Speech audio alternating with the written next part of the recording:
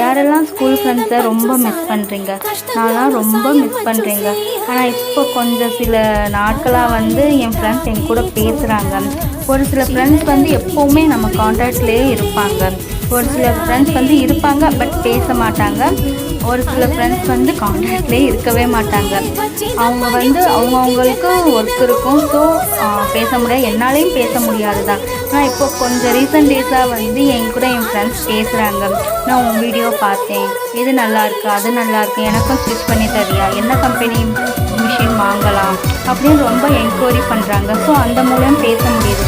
ஒரு சில ஃப்ரெண்ட்ஸ் வந்து வீட்டுக்கு வர்றாங்க, ஆனால் எனக்கு இது ஸ்டிச் பண்ணி கொடுன்னு சொல்லி. அந்த சமயத்தில் ஒரு 10 நிமிஷம் கூட எங்களால் பேச முடியுது. இப்போ இருக்கிற பிஸி பீரியடில் அவங்க வந்து என்கிட்ட 10 நிமிஷம் பேசுகிறதே எனக்கு பெரிய விஷயமாக தான் இருக்குது. ஸோ இந்த விஷயத்தில் நான் கொஞ்சம் கொடுத்து வச்சவன் தான் நினைக்கிறேன். நான் ரொம்ப சந்தோஷமாக இருக்கேன்.